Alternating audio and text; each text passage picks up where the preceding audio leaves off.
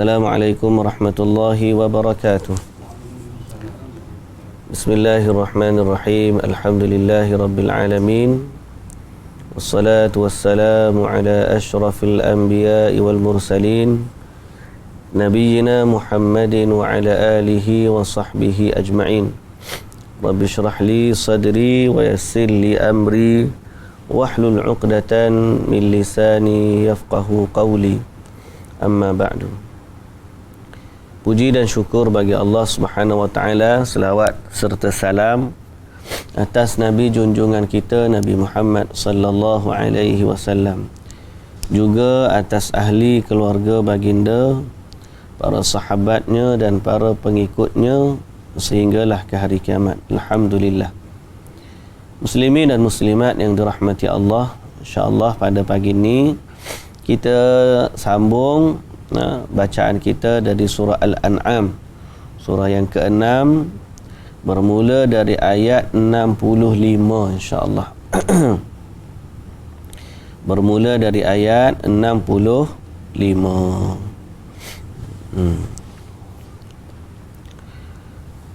A'udzu billahi minasy syaithanir rajim. قل هو القادر على أن يبعث عليكم عذابا من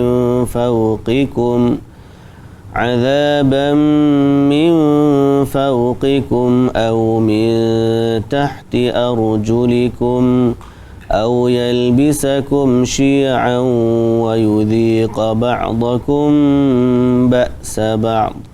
انظر كيف نصرف الآيات لعلهم يفقهون وكذب به قومك وهو الحق قل لست عليكم بوكيل لكل نبأ مستقر وسوف تعلمون وَإِذَا رَأَيْتَ الَّذِينَ يَخُوضُونَ فِي آيَاتِنَا فَأَعْرِضْ عَنْهُمْ حَتَّى يَخُوضُوا فِي حَدِيثٍ غَيْرِهِ وَإِمَّا يُنْسِيَنَّكَ الشَّيْطَانُ فَلَا تَقْعُدْ بَعْدَ الذِّكْرَى مَعَ الْقَوْمِ الظَّالِمِينَ. Bismillahirrahmanirrahim. Alhamdulillah wassalatu wassalamu ala Rasulillah. Muslimin dan muslimat yang dirahmati Allah, sambungan pada ayat yang ke-65 dari surah yang ke-6, itulah surah Al-An'am. Surah yang ke-6 tu surah Al-An'am. Kita ingat semalam ayat kita, Allah Subhanahu wa taala mengingatkan tentang kekuasaan Allah Subhanahu wa taala, bahawa dialah Tuhan kita yang sebenar dan kepadanya lah kita kembali, dan kita ni semua berada dalam kekuasaan Allah. Sekiranya Allah nak selamatkan kita, boleh. Sekiranya Allah nak timpakan azab pun boleh juga. Jadi sebab itu Allah Ta'ala kata dalam ayat yang terakhir kita baca semalam, Qulillahu yunajjikum min kulli karbin. Katakanlah Allah jualah yang menyelamatkan kamu dari bencana, dari setiap bencana, min kulli karbin, daripada musibah di tengah laut dan juga daripada semua bentuk bencana. Allah yang menyelamatkan kita. Jadi ini soal akidah juga. Thumma antum tusyrikun. Tiba-tiba kamu ni syirik kepada Allah. Yang menyelamatkan kita daripada segala musibah ni tak ada orang lain, Allah je. Tapi kenapa tiba-tiba waktu nak keselamatan kamu minta dengan selain Allah? Contoh, ada orang ajak nak selamat daripada musibah kena baca bismillah 41 kali sedekah kepada ahli naubah contoh, ataupun baca Fatihah bismillah 75 kali sedekah kepada ahli naubah. Jadi ahli naubah tu akan jaga kita. Ahli naubah tu siapa? Kemudian macam mana pula dia jaga kita? Itulah yang bahayanya. Kita kena kenal istilah-istilah itu.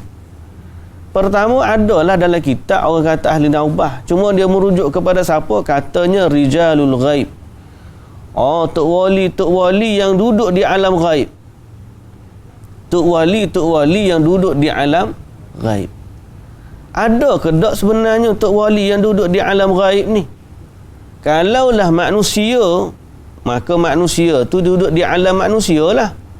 Tidak duduk di alam ghaib. Yang duduk di alam ghaib ni jin. Jin. Habis tu dia nampak manusia tu sebab jin boleh berupa dengan rupa manusia.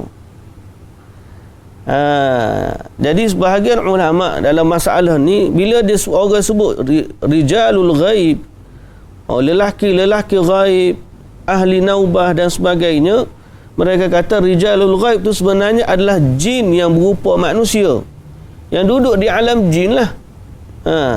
Cuma manusia hak tengok dia ni kata tok wali tu, dia anggap macam tu. Baik, itu hakikat siapa dia mereka tu, wallahu ta'ala alam.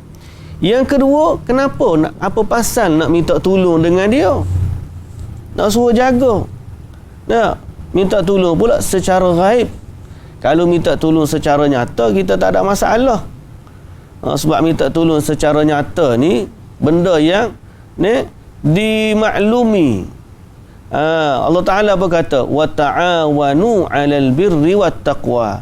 Tolong menolonglah kamu dalam perkara takwa. Jadi minta tolong dengan orang yang hidup ni, benda nyata ni, logiklah. Kita nak akak barang, tengok-tengok tak larat, mari kita akak 2 orang, kita minta tolong seorang lagi angkat.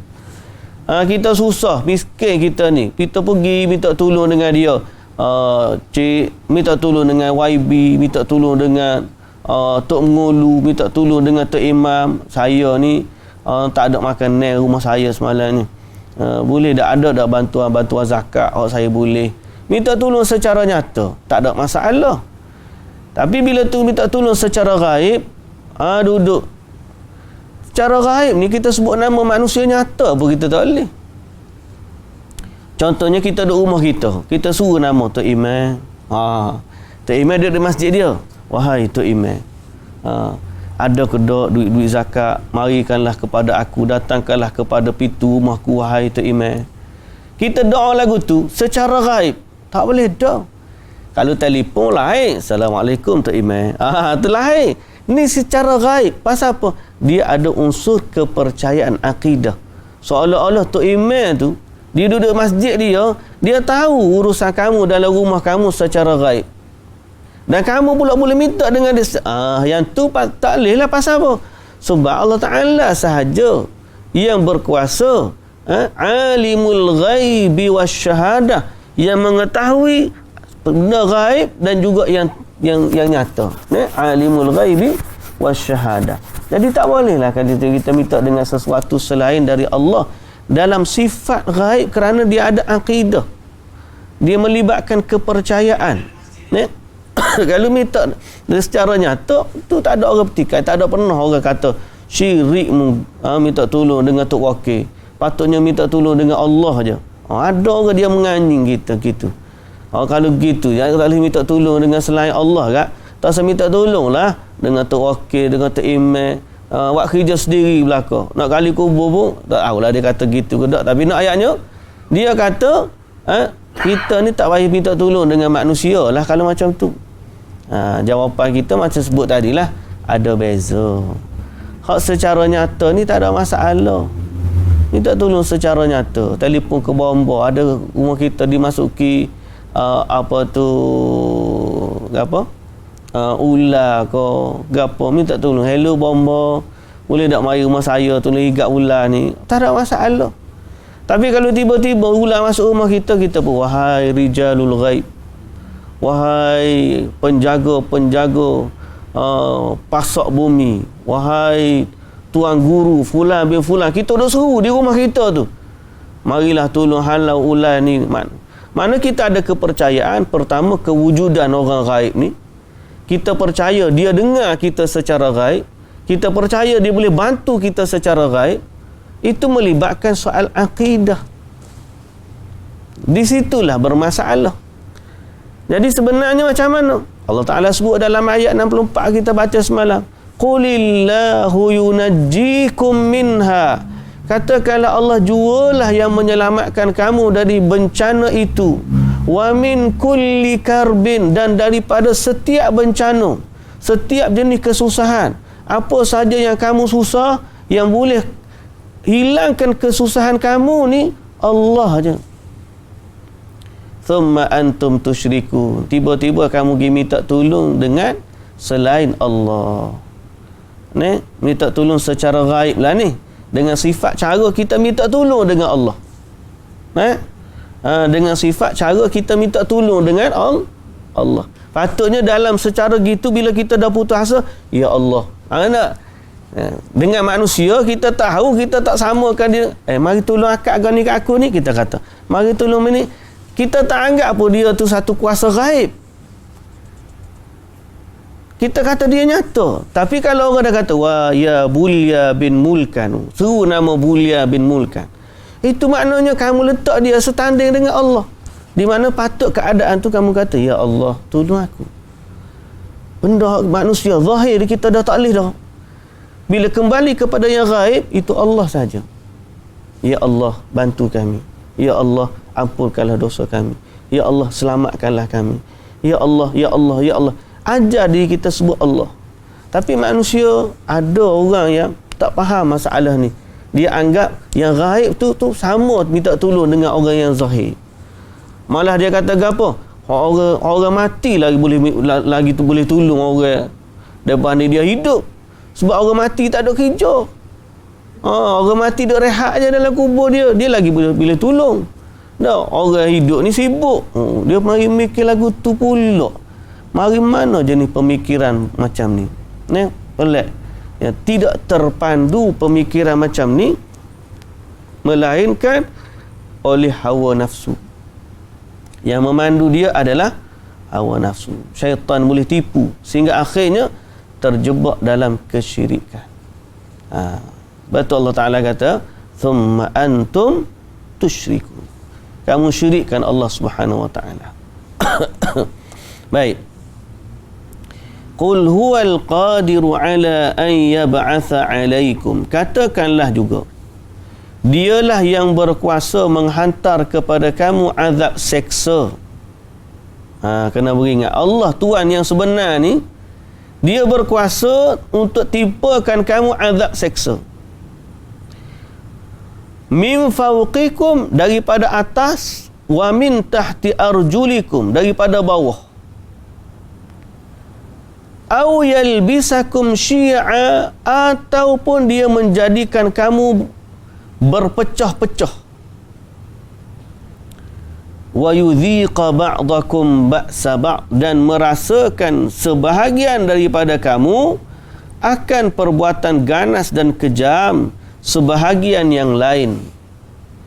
Allah Ta'ala kata Allah berkuasa timpakan kepada kamu azab. Sama ada azab tu daripada atas, atau timpakan musibah atau bencana daripada bawah, ataupun Allah Ta'ala jadikan kamu ni berpecah-pecah sehingga merasakan sebahagian daripada kamu kezaliman, kekejaman, kejahatan sebahagian yang lain. Kadzalika nufassilul nusarrif unzur kaifa nusarriful ayat. Perhatikanlah bagaimana kami menjelaskan ayat-ayat keterangan yang menunjukkan kebesaran kami dengan berbagai cara, la'allahum yafqahun, supaya mereka memahaminya. Berdasarkan ayat ni, Allah Ta'ala dia tunjuk kekuasaan dia pertama, Dan ada hadis dari Nabi sallallahu alaihi wasallam berkait dengan ayat ni. Ayat ni. Maknanya Allah ni dia kata aku boleh nak timpakan azab kepada kamu daripada atas, daripada bawah, atau aku jadikan kamu ni berpecah-pecah. Ada hadis yang berkaitan dengan ayat ni. Hadis mana? Hadis ini diriwayatkan oleh Al-Imamul Bukhari. Dalam ayat surah Al-An'am ni, ayat 65 ni. Dia kata apa? Qala dari Abdullah bin Jabir radhiyallahu anhu. Qala dari Jabir bin Abdullah, Abdullah bin Jabir pula dah. Jabir bin Abdullah radhiyallahu anhu. Qal lamma nazalat hadhihi al-ayah, bila turunnya ayat ni, Qul huwal qadiru ala an yab'atha 'alaikum 'adzaban min fawqikum. Allah berkuasa menurunkan ke atas kamu azab daripada atas kamu. Lepas tu Nabi sallallahu alaihi wasallam pun berlindung dengan azab. Nabi kata, a'udzu biwajhika. Aku berlindung dengan wajahmu. Daripada apa? Daripada azab tadi. Wa min tahti arjulikum aw min tahti arjulikum, ataupun daripada bawah. Nabi pun kata pula, a'udzu biwajhika.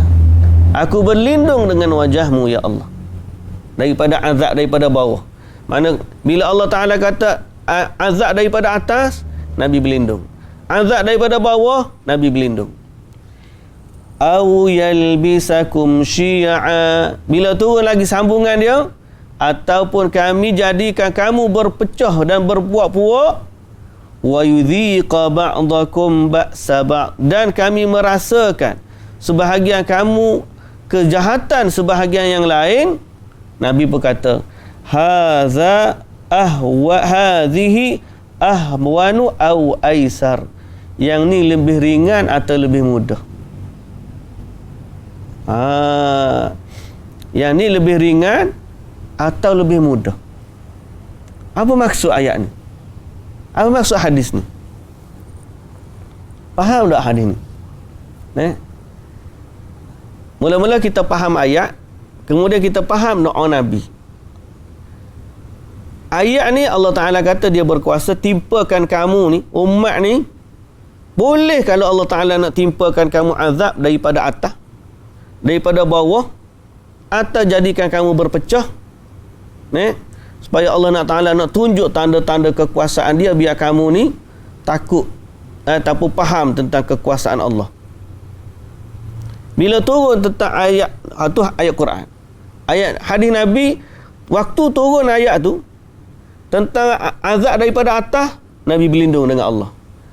Azab daripada bawah, Nabi berlindung dengan Allah.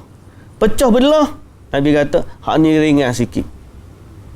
Hak ni ringan sikit.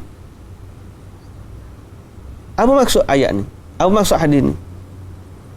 Hadis ni ada kaitan juga dengan satu lagi hadis yang famous, hak masyhur, yang diriwayatkan oleh Imam Ahmad bin Hanbal. Radhiyallahu rahimahullah, di mana Nabi sallallahu alaihi wasallam pernah salat di Masjid Bani Muawiyah. Kemudian Nabi masuk salat 2 rakaat. Lepas daripada tu Nabi bermunajat minta dengan Allah lama. Kemudian Nabi paling kepada sahabat, Nabi kata, aku minta dengan Allah supaya umatku tidak ditimpa azab dengan bil gharaqi, dengan banjir besar seperti Nabi Nuh, dengan banjir, bil gharaq, dengan banjir. Fa'atani iyah, atau fa'ataniha, Allah terima doa aku. Aku minta dengan Allah supaya tidak ditimpa bala dengan kemarau. Dengan kemarau, Allah terima doa aku. aku minta dengan Allah supaya umat aku ni tidak balas sama sendiri. Maka Allah Ta'ala tak terima hak ni. Nampak dah ayat hadis ni biasa kita dengar tak? Demikianlah juga satu riwayat yang lain. Juga daripada Imam Ahmad dari Khabbab Ibnul Arat. Okey. Dia kata apa? Satu hari Nabi sallallahu alaihi wasallam sabda, "Innaha salatu raghabin wa rahabin, sa'altu Rabbi azza wa jalla." Aku minta dengan Allah Tuhanku 3 perkara. Allah hanya bagi terima 2, satu lagi Allah Ta'ala tak terima. Apa yang Nabi sallallahu alaihi wasallam minta? Yang pertama, aku minta supaya tidak ditimpakan kepada umatku bala seperti mana umat-umat sebelum. Makna janganlah siapa umat kita ni kena bala seperti mana umat terdahulu. Azab daripada atas, hujan batu, ribut, mati habis. Azab daripada bawah, banjir, macam keluar mata air daripada bumi. Fir'aun, Qarun tenggelam daripada bumi. Atas bawah boleh mari azab Allah. Jadi Allah Ta'ala terima doa Nabi ni. Allah Ta'ala tidak akan mengazab umat ni seperti mana azab yang Allah Ta'ala timpakan kepada umat terdahulu. Yang kedua, sa'altu Rabbi alla yuzhira alaina aduwan min ghairina.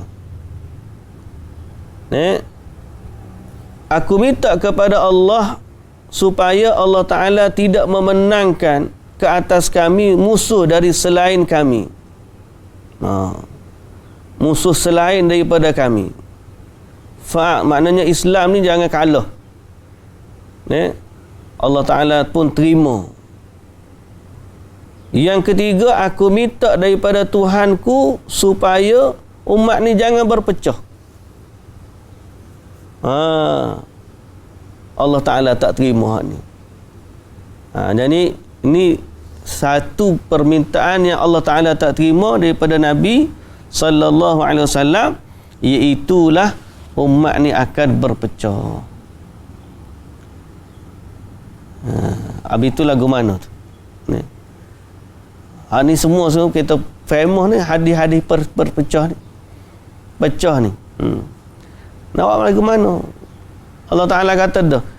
Ayat ni, au yalbisakum syi'an, aku jadikan kamu berpuak-puak, wa yudhiqa ba'dakum ba'sa ba'd, akan kurasakan sebahagian azab kamu akan sebahagian yang lain. Nabi kata hak ni lah hak ringan sikit. Kalau Allah Ta'ala bagi hak atas tu dengan azab daripada langit, azab daripada bawah bumi, itu lagi berat. Maknanya Allah sedang uji umat ini dengan perpecahan.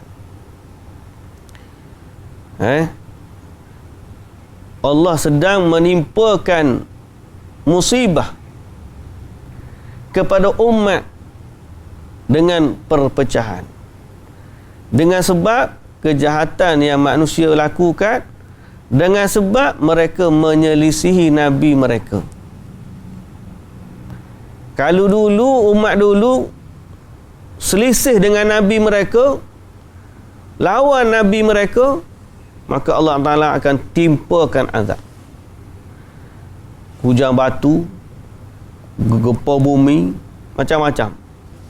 Sehingga mereka ni hancur binasa, tak meninggal walaupun seorang. Tapi umat ni Allah rahmati, Allah tak timpakan azab seperti umat tu. Tapi apakah Allah biarkan begitu saja? Tak. Allah bagi juga musibah. Dalam bentuk mana? Makin lama makin pecah, makin lama makin pecah, makin lama makin pecah.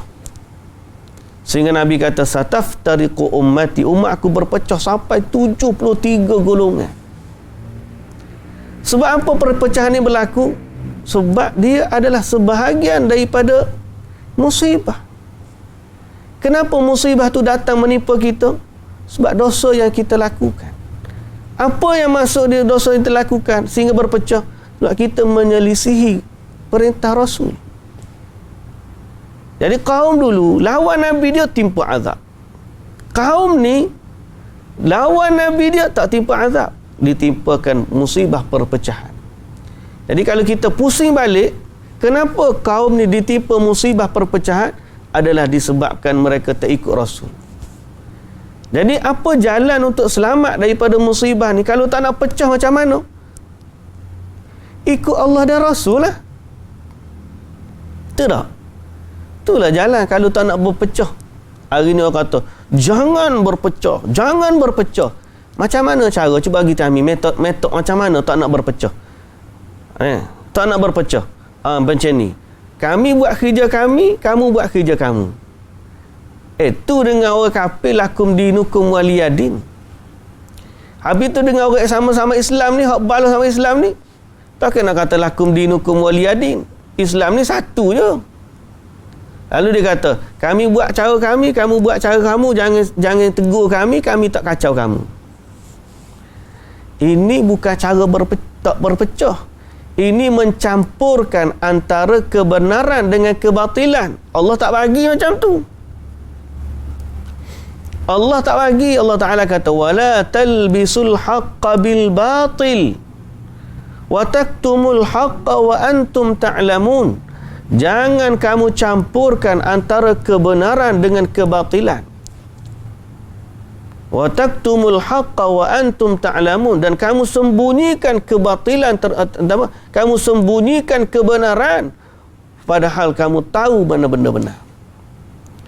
Jadi kalau maksud kamu tak nak berbalah adalah dengan mendiamkan diri daripada amar ma'ruf nahi munkar. Hak orang buat salah jangan tegur, hak orang buat baik jangan sokong. Siapa nak buat ikut cara masing-masing, itu bukan bersatu nama dia. Itu nama dia huru-hara lagi. Kalau manusia dia jangan pecah kita ni. Habis jangan pecah macam mana? Ikut dia lah nak buat lagu mana. Siapa lah ni kata ustaz-ustaz ni pakat duk balah belakang. Ustaz tu kata ni tak betul, tu kata tak betul. Bukan balah.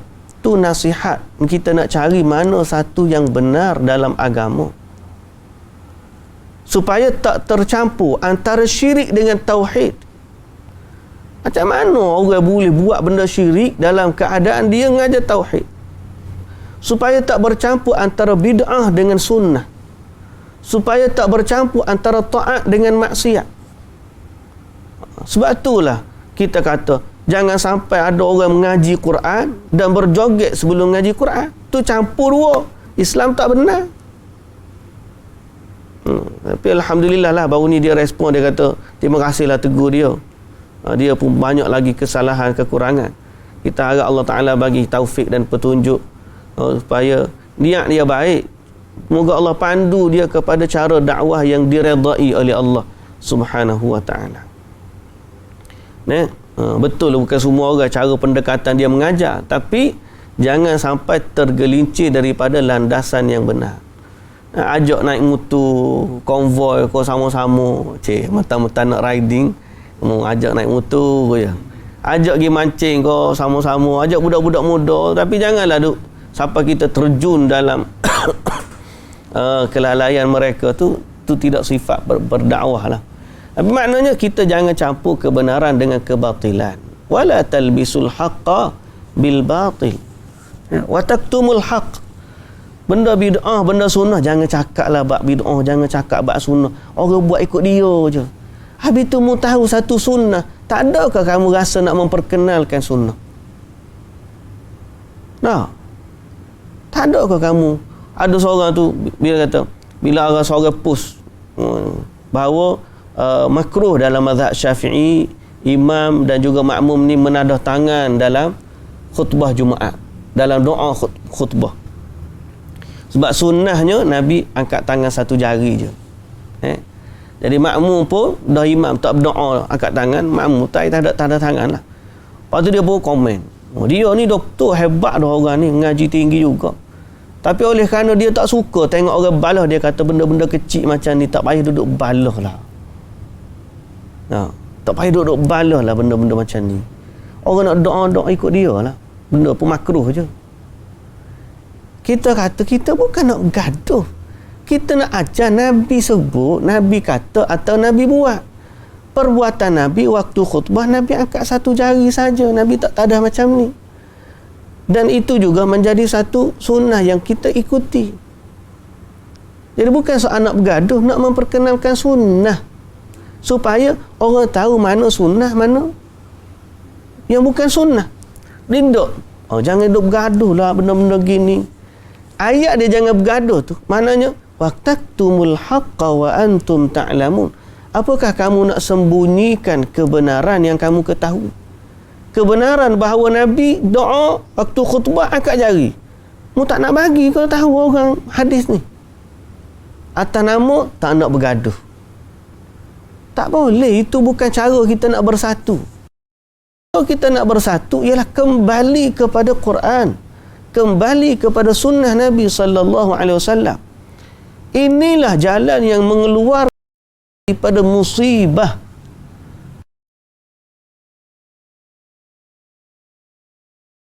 Wa ikhtilafuhum ala anbiya'ihim. Nabi sallallahu alaihi wasallam kata dalam hadis yang sahih, binasanya umat yang terdahulu adalah disebabkan banyak persoalan mereka terhadap nabi-nabi mereka dan banyaknya perselisihan mereka dengan nabi-nabi mereka. Nabi mereka kata begini, dia buat lagu ni. Hak ni kata A, dia buat B. Nabi kata C, dia kata D. Dia berbeza dengan nabi-nabi. Jadi jalan kita nak bersatu mudah. Bentangkan apa hak Nabi kita kata, apa hak Nabi kita ajar, apa yang dalam Quran, apa yang dalam sunnah, mari kita pakai ikut. Inilah cara kita bersatu di atas agama yang benar. Jadi ada masalah tak perpecahan? Ada. Bukan tak ada.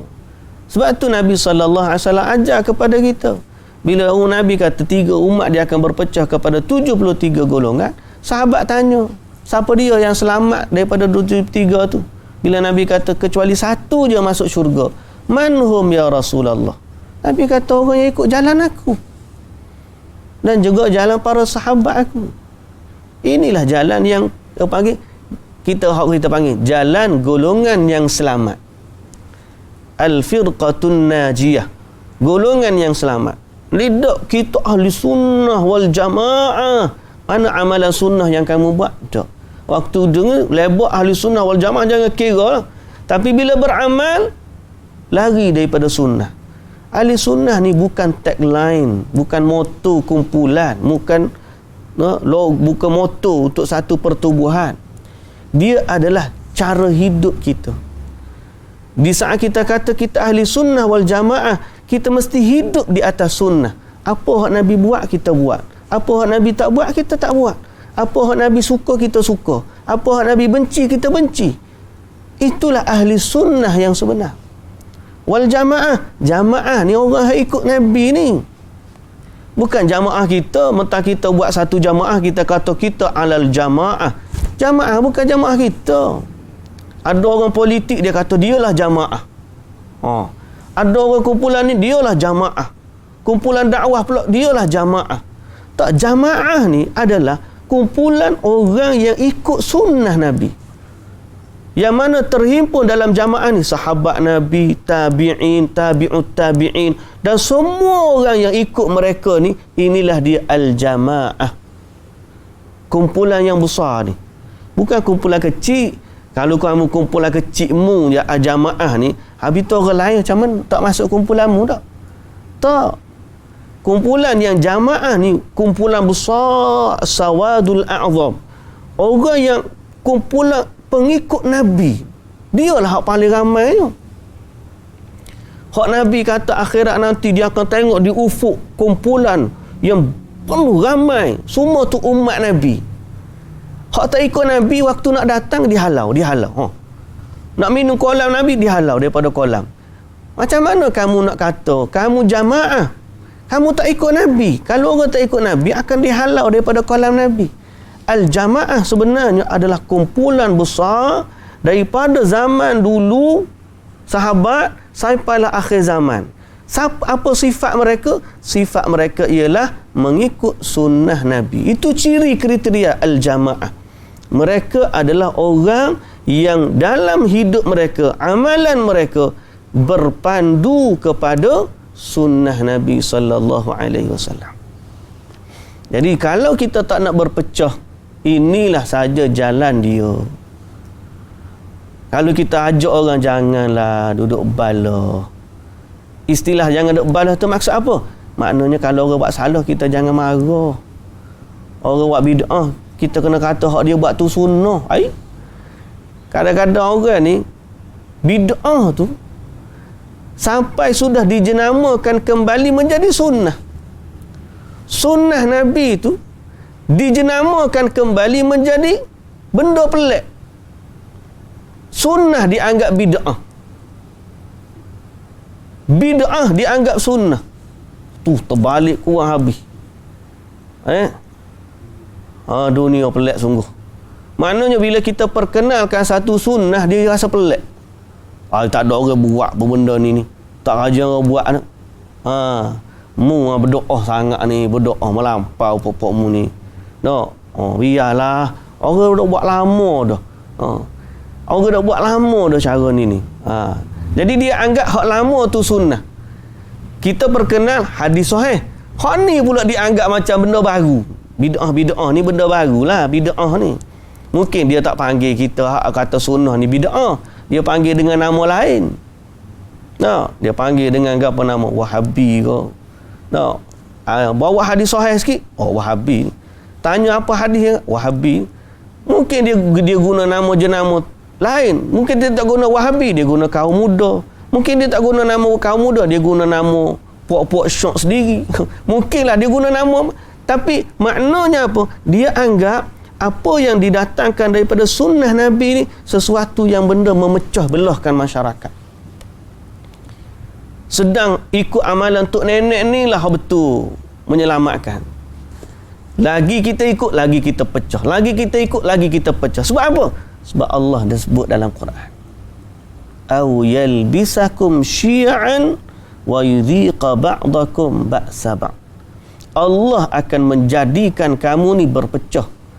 Dan Allah akan merasakan kamu azab. Ataupun Allah akan merasakan kamu kejahatan, kezaliman sebahagian daripada yang lain. Allah sama sendiri. Pasal apa? Sebab tak ikut Nabi. Tu je. Kalau nak selamat mudah. Jangan kita dikelabukan oleh ayat-ayat manis. Kita jangan berpecah. Tengok pokok hak ni, pokok Wahabi ni. Asyik kutuk orang je. Kutuk orang tu siapa? Dia marah, kita tegur ustaz dia, bukan kutuk tegur. Tapi dia panggil kutuk lah. Tapi dia tak marah bila ustaz tu berdusta atas nama agama. Sebar hadis palsu, dia mau tak marah. Ajar amalan-amalan syirik, dia mau tak marah. Ajak orang pergi puja kubur, dia mau tak marah. Bila ada orang tegur, dia mau marah kepada orang tegur pula. Ini sakit bagi penyakit dalam agama. Lagi kita duduk dalam keadaan ni, lagilah kita kepecah. Jalan tak nak pecah macam mana? Satu je. Wa'tasimu bihablillahi jami'an wa la tafarraqu. Berpegang teguhlah pada tali Allah, jangan berpecah belah. Tali Allah ni apa dia? Wahyu. Berpegang teguhlah dengan Quran, berpegang teguhlah dengan sunnah. Itulah maksudnya hablillah. Kalau tak nak berpecah, berpegang teguh pada tali Allah. Wahyu daripada Allah ni dua je, Quran, sunnah. Mimpi tak syah, tidak wahyu. Boleh jadi mainan syaitan, boleh jadi ilham, betul. Kita tak tahu, tapi dia bukan satu benda yang konkret 100% kita boleh berpegang. Boleh jadi betul, boleh jadi salah. Tapi kalau datang tiba-tiba ajar amalan-amalan yang tak pernah diajar dalam agama, tu confirm kita kata, pasal apa? Itu menokok nambah agama yang tidak pernah diajar oleh Nabi, mustahil. Nabi betul-betul mari dalam mimpi nak ajar benda tu. Malaikat syaitan datang dalam rupa dia tak tahu. Rupa sebenar Nabi, dia anggap rupa syaitan tu adalah rupa Nabi. Dia pun kena tipu di siang hari macam tu. Bahaya. Jadi kita katakan sekali lagi, jalan kita tak nak berpecah adalah kembali kepada Quran dengan sunnah. Dan cintailah siapa saja yang datang bawa Quran, kita sayang kepada dia. Siapa saja bawa hadis, kita sayang kepada dia, walaupun bukan dalam kumpulan kita. Walaupun dalam kumpulan kita. Ada seorang ustaz tu, alhamdulillah, mulut dia ni walaupun banyak kata dia kepada orang-orang sunnah, tapi ada satu video TikTok dia tu menyebarkan satu perkara tentang kelebihan solat ba'diyah isyak 4 rakaat. Kan? Kita tahu tak ada ba'diyah isyak ni 4 rakaat. Cuma ada masalah dia ialah dia kata kelebihan dia seperti menghidupkan malam Lailatul Qadar. Jadi ada orang tanya. Kita pun carilah. Alhamdulillah, dua isu. Pertama, apakah solat ba'diyah 4 rakaat selepas isyak tu adalah amalan yang sahih? Itu nombor satu. Yang kedua, kelebihan Lailatul Qadar tu apakah dia sahih? Itu nombor dua. Satu, kesahihan amalan. Yang kedua, kesahihan ganjaran pada amalan. Okey. Kesahihan. Hak ni solat ba'diyah selepas isyak. Benar tak ada Nabi buat 4 rakaat? Jawapan dia pernah. Sahih. Ada hadis yang sahih menceritakan Nabi balik rumah dia, solat ba'diyah isyak 4 rakaat. Maknanya amalan. Boleh tak solat ba'diyah isyak ni 4 rakaat? Jawapan dia boleh. Adapun hadis kelebihan ni, hak ni dhaif. Boleh tak beramal dengan dia? Kita bukan beramal dengan hadis ni. Kita beramal dengan amalan sahih. Cuma kita terima. Walaupun kelebihan ni dhaif, kalau kelebihan ni tidak kuat kedhaifan dia, kita terima sebagai hati-hati. Tapi bukan sebab kita buat amalan baru, amalan hadis yang sahih. Cuma kelebihan ganjaran ni, hadis ni dhaif. Mudah-mudahanlah Allah Subhanahu Wa Taala memberikan, mudah-mudahan ihtiyatan, mudah-mudahan dapatlah pahala tu. Tapi yang pelopor ni ustaz tu, walaupun dia tu, tapi kita kata alhamdulillah, walaupun ustaz ni banyak serang orang-orang sunnah, tapi bila dia sebut benda betul, kita kata alhamdulillah. Ini sunnah yang patut kita terangkan kepada masyarakat. Maknanya kita kena ada sifat apa? Cinta kepada sunnah walaupun dia datang daripada orang yang bukan kumpulan kita. Walaupun datang, bukanlah tu dia, saya bukan buat ni, tapi dia sebut tu hadis yang sahih. Kita kena sayang kepada hadis tu. Kita kena terima. Ini sifat ahli sunnah. Dan sebaliknya, kalau orang tu datang dengan benda-benda hak tak betul, walaupun kita suka kepada dia, tapi menyelisihi sunnah, bawa hadis palsu, bawa cerita dongeng, penglipu lara, menjauhkan, ini sebab sifat tipu tu. Semua orang tipu atas nama agama. Macam mana dia boleh tipu amalan daripada Nabi? Nabi tak ada. Amalan pelik-pelik. Mari pula bawa kata ni, artifak ni daripada Nabi. Benda-benda ni. Kemudian ada CJ lagi. Tiba-tiba terbukti benda tu tak betul. Macam mana kita kata? Kita tak ada sifat untuk benci kepada satu penipuan. Itu jangan. Itulah yang menyebabkan makin lama kita makin berpecah. Melainkan kita sepakat. Kita ni kalau orang tipu hadis Nabi, kita benci kepadanya. Kita sepakat. Tiba-tiba datang betul orang tipu hadis Nabi, maka kena bencilah. Pasal itu kita dah sepakat. Kita sepakat kita sayang kepada hadis Nabi. Mana bila-bila orang mari bawa hadis Nabi, kita sayang kepada dia. Dengan cara itulah baru kita boleh bersatu. Kita sepakat di atas dasar agama, bukan atas individu. Dasar agama apa? Hadis Nabi kita nak ikut. Hadis palsu kita nak benci. Kita nak benci orang menipu di atas hadis Nabi. Maka siapa-siapa bawa hadis sahih kita terima, siapa-siapa mereka-reka hadis palsu, menipu di atas nama agama, kita benci. Walaupun daripada siapa pun. Di situlah titik penyatuan umat. Kalau kita nak bersatulah. Tapi kalau kita kata, ginilah, masing-masing buat kerja masing-masing lah. Hak buat sunnah, tak buat sunnah, jangan kacau orang ni. Hak ni dia nak buat ikut dia lah. Jadi kalau dia nak kempen orang buat amalan syirik pun jangan kacau. Kalau dia ajak orang pergi kubur pun jangan dia mu nak puasa sunat, mu nak zikir pagi petang, mu duduk situ. Itu tidak menyelesaikan masalah. Pasal apa? Makin banyak orang ikut ajaran yang menyelisih umat, makin besar perpecahan. Dan sifat benda betul dengan benda tak betul ni yang lebih cepat tersebar ialah benda tak betul.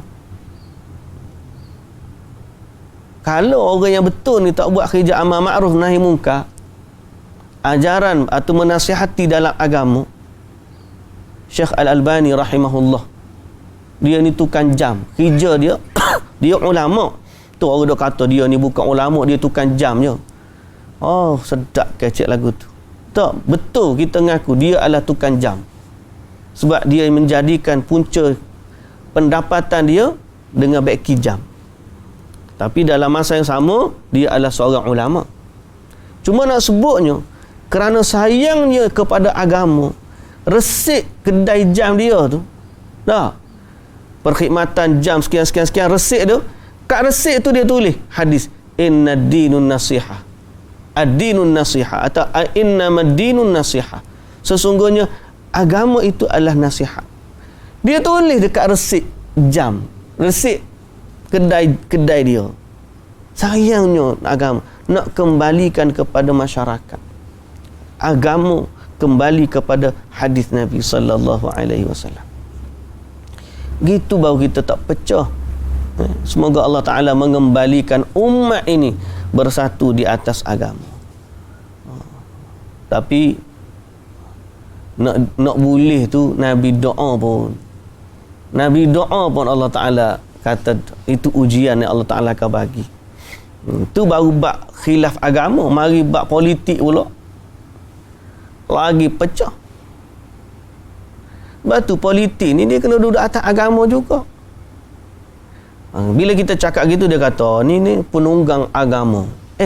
Kalau tak tunggang agama, makna kalau kita tak sandarkan kepada agama, kita nak sandar pada apa? Hawa nafsu. Maknanya kalau kita tak kata kita ni kena berpolitik atas agama, nak suka macam apa? Kita hawa nafsu. Nak kena kata lagu tu. Baru tidak tunggang agama. Marilah kita berpolitik ikut selera kita.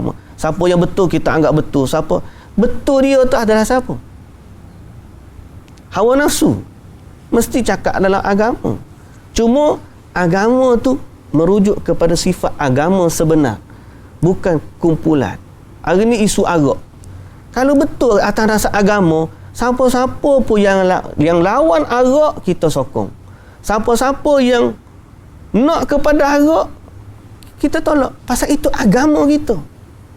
Siapa-siapa nak kepada buat rasuah kita tolak. Siapa yang lawan rasuah kita lawan rasuah kita sokong. Itu baru sudah amalan. Siapa-siapa yang nak bawa agenda kristianisasi kita benci. Siapa-siapa yang nak bawa agenda Islam kita sayang. Pasal itu dasar. Kita kata bukan sebab politik, sebab itu dasar agama kita. Tapi mari tiba-tiba ni nak start tunggang politik, nak agama untuk politik. Tak. Kita bincang soal dasar agama. Dasar agama ni ada dalam muamalah, ada dalam kehidupan seharian, ada dalam politik, ada dalam kehidupan keluarga. Dasar tu kita kena clear. Tiba-tiba kalau parti Islam menyalahi dasar agama Islam, kita tolak. Kalau parti yang bukan dasar Islam buat agenda Islam, kita sokong agenda dasar, kita tak sokong lah. Pasal apa? Pasal dasar dia bukan Islam. Tapi kalau tiba-tiba dengan sebab dia agama sesak, agama lain mudah naik dan sebagainya, itu menyelesaikan sifat agama kita. Macam mana kita ni? Nah, dia kata marilah kita bina negara kita. Pasal apa? Hak rakyat untuk beragama, hak rakyat negara kita untuk minum arak. Siapa yang larang arak, maka dia telah menyekat kehidupan hak-hak rakyat yang bebas. Contohlah, marilah kita tolak orang ni sebab kita bina negara kita dengan hak bangsa. Maknanya boleh minum arak. Itu ke ayat dia. Kita sebagai orang Islam kena tolaklah benda tu. Pasal menyelisih dasar agama kita. Ni tak tahan ni orang Islam tu. Oh, tak boleh. Takkan nak marah sebab itu kumpulan kita. Itu masalah tu berpecahlah kita. Allah Ta'ala akan timpakan perpecahan. Tuan-tuan ingat perpecahan ni mari daripada hati kita. La. Ayat ni juga menunjukkan perpecahan ni datang dari Allah. Sebagai hukuman kepada umat setelah mereka ni menyelisihi agama. Makin kita selisih daripada agama, makin kita pecah. Dulu kita tamadun yang hebat. Bapa kita jadi pecah habis ni. Pecah negeri-negeri kecil ya kita. Dulu tu dia empire besar. Kerajaan Melaka tu bukan Melaka zaman kita ni kecil, dia Melaka kecil. Melaka dulu, kerajaan Melayu Melaka tu empire besar. Tapi mana jadi kecil-kecil, pecah-pecah. Ada sebab lah tu. Ada sebab. Sebab nombor satu, Allah Subhanahu Wa Ta'ala. Mesti ada sebab di sisi Allah. Yang mana mereka telah melakukan sesuatu sehingga Allah menurunkan musibah atau bala perpecahan itu kepada mereka. Mesti ada sebab.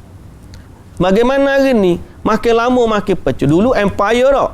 Lah ni parti. Daripada parti besar dulu, keluar parti kecil.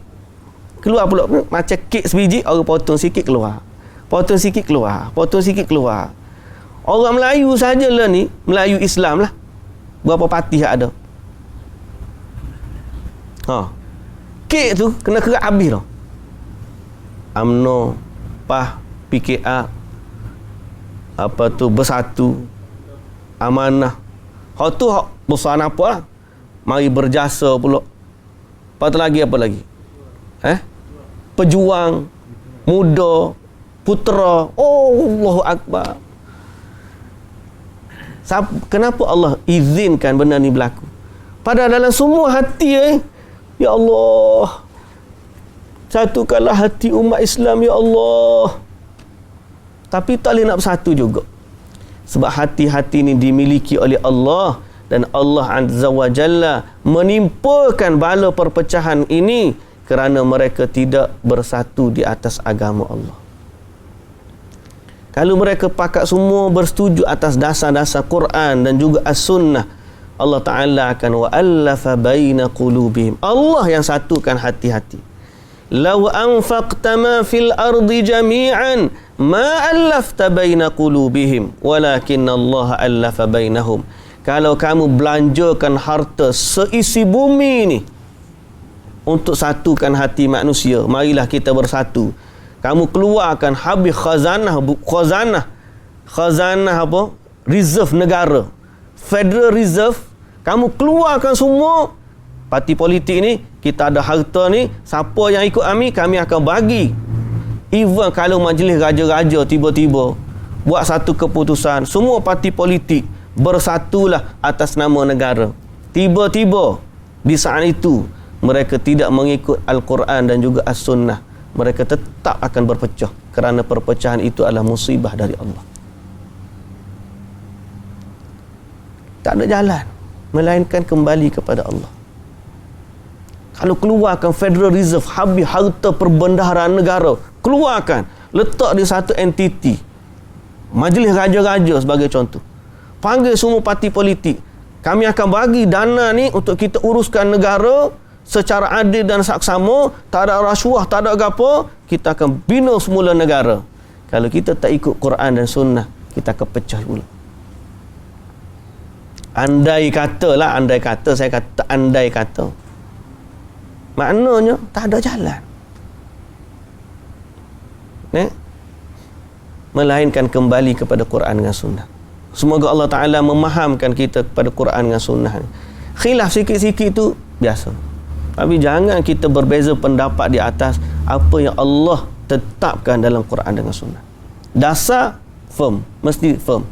Lepas ni marilah apa pun, bawalah agenda mana pun, ukuran kita adalah neraca kita Quran, Sunnah. Sama ada dari bab politik, sama ada dalam bab apa tu kenegaraan, sama ada dalam bab muamalah, dalam bab amal ibadat, semua benda kita kena ada guideline kita. Apa dia? Guideline kita ialah apa yang menepati Quran dengan sunnah. Insya-Allah kalau kita tu, Allahu Akbar, akan tiba satu masa nanti. Datang Al-Mahdi. Al-Mahdi itu bukan nama dia. Dia adalah orang yang diberi petunjuk oleh Allah. Nama dia wallahu ta'ala a'lam. Nabi kata nama serupa nama Nabi, ayah dia serupa ayah Nabi. Yuwati ismu wasmu abihi. Gitulah lebih kurang. Nama Nabi tak clear kan. Cuma gelaran dia Mahdi.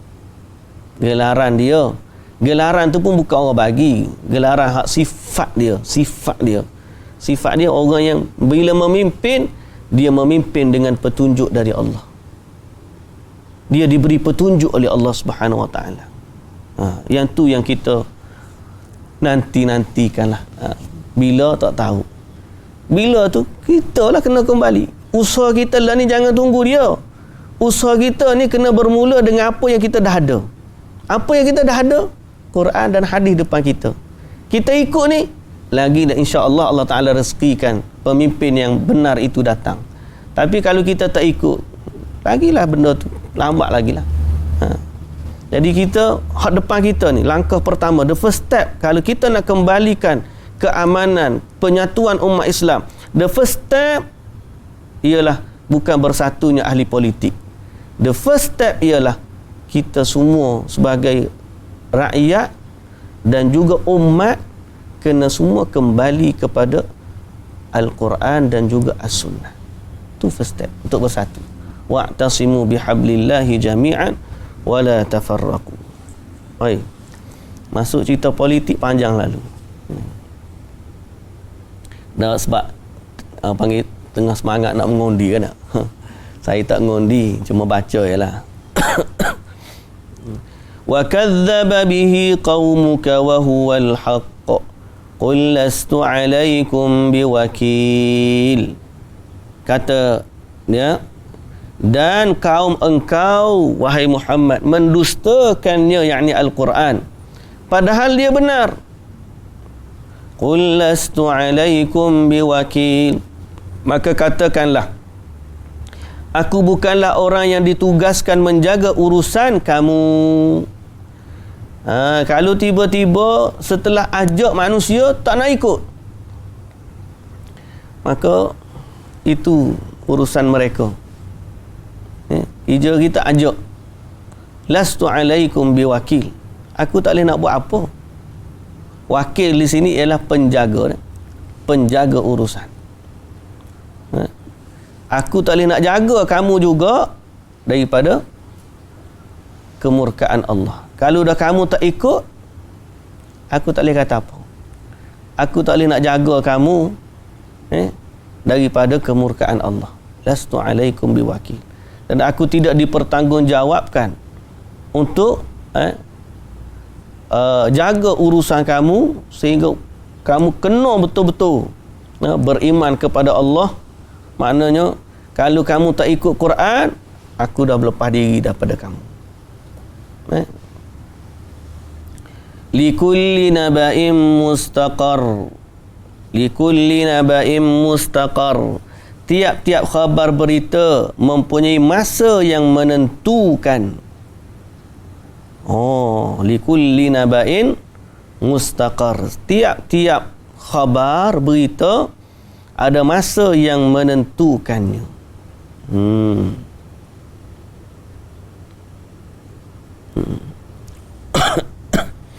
Qala Ibn Abbas, ay likulli naba'in haqiqah, ay likulli khabarin wuqu'un walau ba'da hin.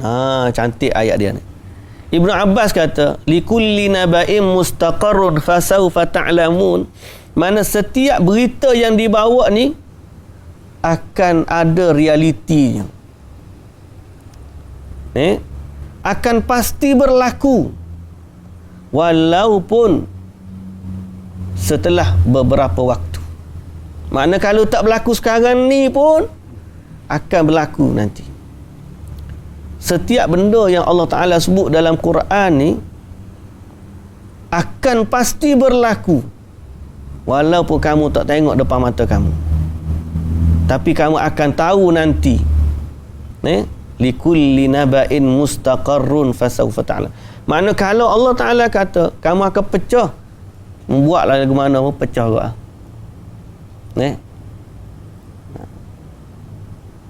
Ceritalah macam mana pun, selama kamu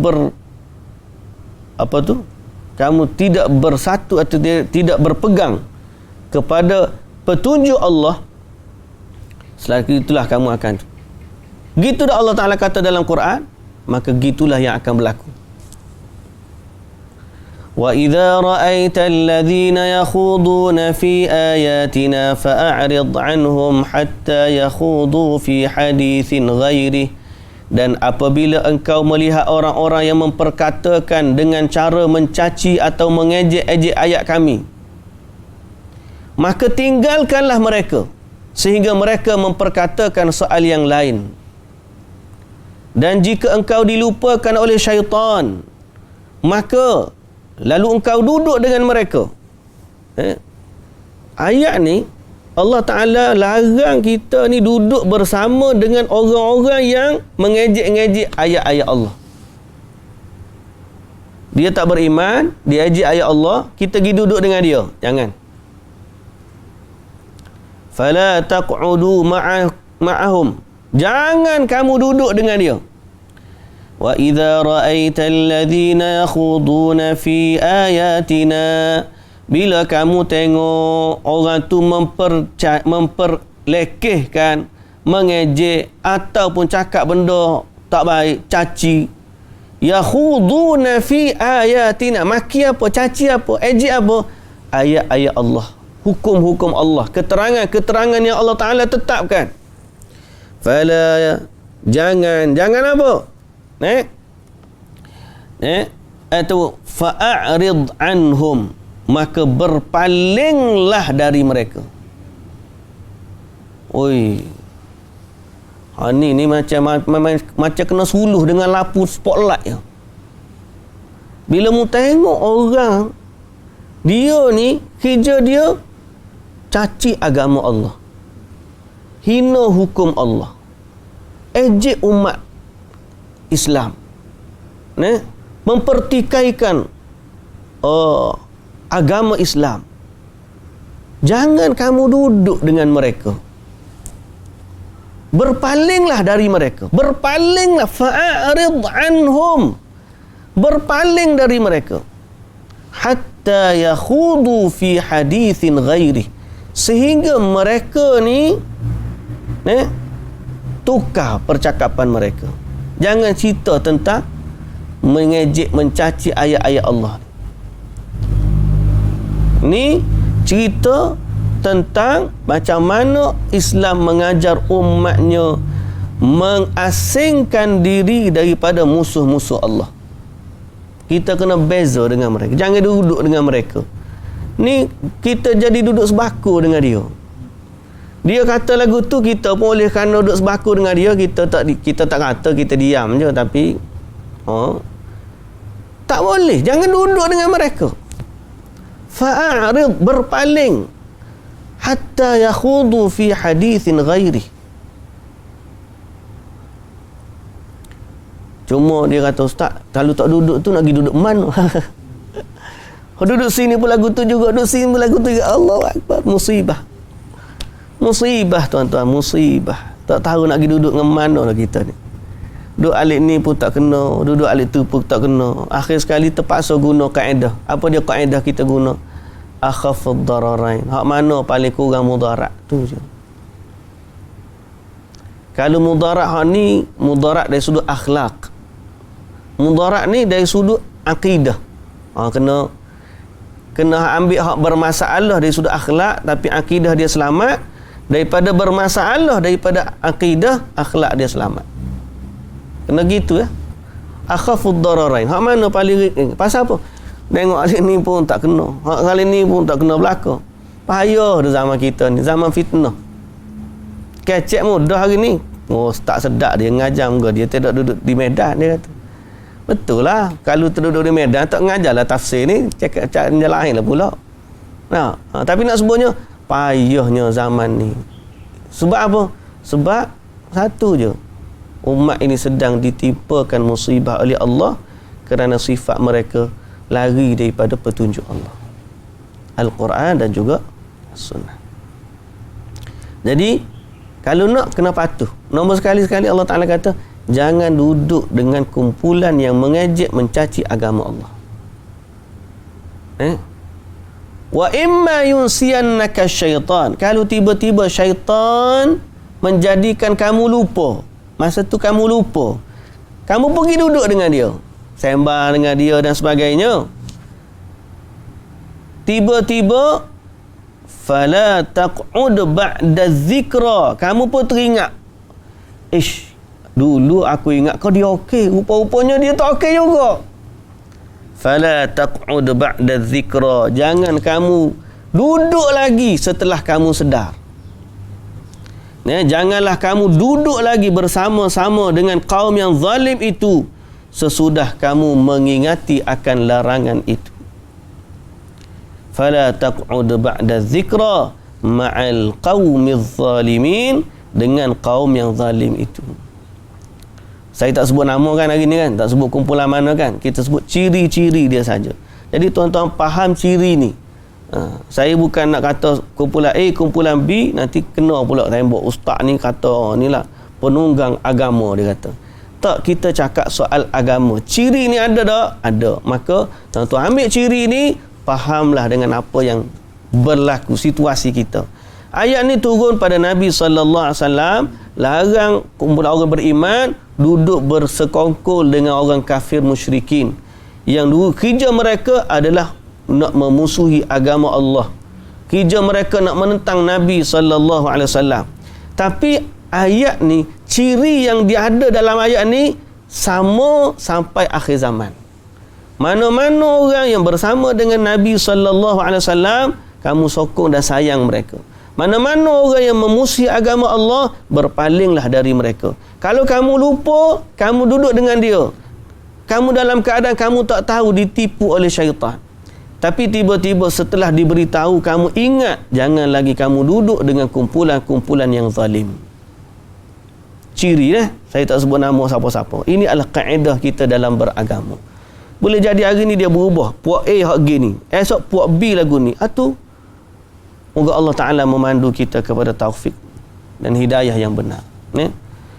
Tapi cerita politik panjang-panjang pun tuan-tuan tak selesai masalah. Lesah masalah kita depan kita ni apa? Setiap individu hari ni mesti berusaha menjaga diri dan keluarganya kembali kepada agama Allah Subhanahu Wa Ta'ala. Jangan kita duk takbir, Allahu Akbar, semangat, tapi bila azan kita lupa takbir Allahu Akbar, tak semayang. Macam mana Allah nak bantu kita perjuangan kita? Macam mana Allah Ta'ala nak bantu bila kita amalan kita tak kembali kepada sunnah Rasul? Hak Nabi ajar kita tak ikut, hak Nabi larang kita pergi buat. Jadi jangan cita-citakan pertolongan Allah melainkan kamu sudah ikut perintah Allah, barulah Allah Ta'ala akan tolong. Kalau setakat slogan saja tidak dibuktikan dengan perbuatan, maka jauh lagi lah. Mata Nasrullah, bila pertolongan Allah nak datang, bila kamu sudah betul-betul taat kepada Allah. Saat itu barulah betul. Kalau tidak, mimpi di siang hari lah. Mimpi di siang hari, duduklah dalam keadaan berpecah tu. Setiap orang jaga diri masing-masing. Kita jaga diri kita, anak dia jaga, tapi kita harap doa kepada Allah, ya Allah, pandulah umat ini kembali kepada Quran dan juga As-Sunnah. Itulah doa kita setakat ni yang ada lah.